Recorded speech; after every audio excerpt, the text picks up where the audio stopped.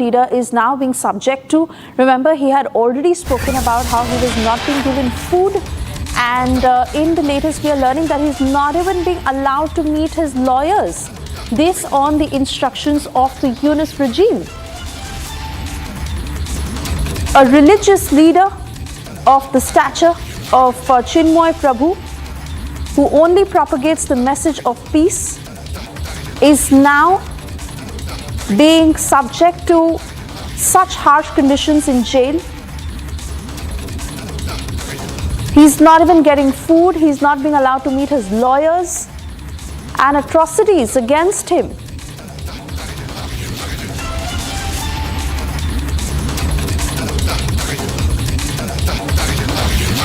In fact, we are also putting out details of how the International Public Relations Department of ISKCON has issued a statement regarding the situation in Bangladesh. The statement that reads, and I quote, ISKCON is deeply concerned at the international level over steps being taken to ban the organization. ISKCON has been involved in numerous humanitarian efforts in Bangladesh, including running orphanages, old age homes, medical camps, flood relief, and many other welfare activities. The statement comes as ISKCON has urged the Bangladesh government to take immediate steps to ensure the safety of Hindus and demanding a fair and speedy trial for Chinmoy Krishna Prabhu. This is the statement coming in from ISKCON's International Public Relations Department, as there is an open call to Hindus across the globe, to all ISKCON followers, to raise their voice against what is happening with Chinmoy Das Prabhu in Bangladesh. All right, I'm now being joined by Dr. S.P. Vaid, who's with us on the broadcast. Very good afternoon to you, sir, and thank you for speaking to Republic. I believe you have also asked the Indian government to intervene, impose strong sanctions against Bangladesh, because what is happening with Chinmoy Das Prabhu is absolutely unacceptable. Absolutely. We are about 75, roughly, the signatories who have signed this letter requesting the Honorable Prime Minister. It includes High Court judges, the Army veterans, the retired IAS, IPS, Indian Forest Service, and other central services officers.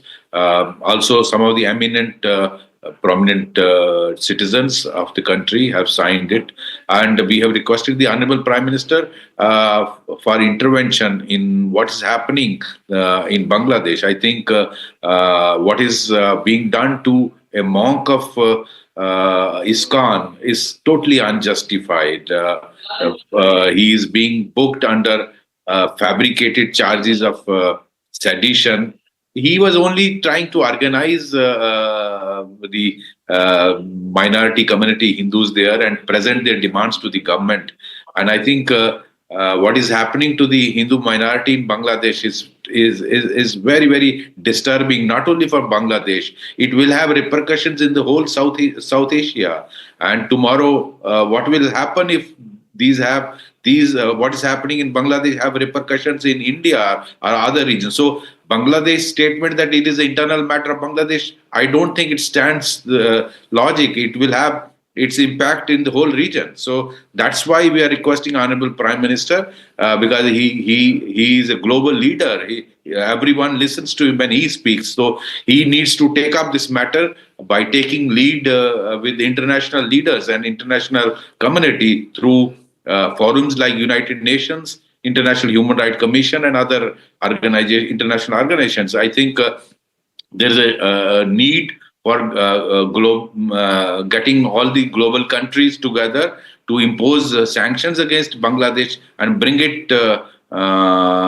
sufficient pressure on Bangladesh to release ISKCON monk. I think that is his arrest is totally unjustified. What is happening there is the administration, the army, and the Bangladesh police is just mute spectator, and the streets are being totally overtaken by goons of Hizb Tahrik, which is a terrorist organization, on the name of student protest. It is no more students. They're all indulging in persecution of Hindu community, and they are being, I think, the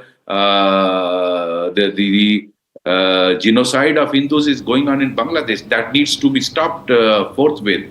And we must bring international pressure on Bangladesh, including imposing requisite sanctions against Bangladesh. I think Bangladesh depends on many things from India. Let's make a beginning from our country. And if required, use of force is required, and that needs to be also thought of as a last resort.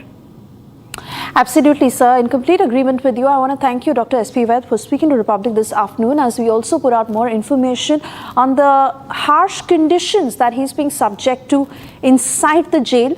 We had already played out that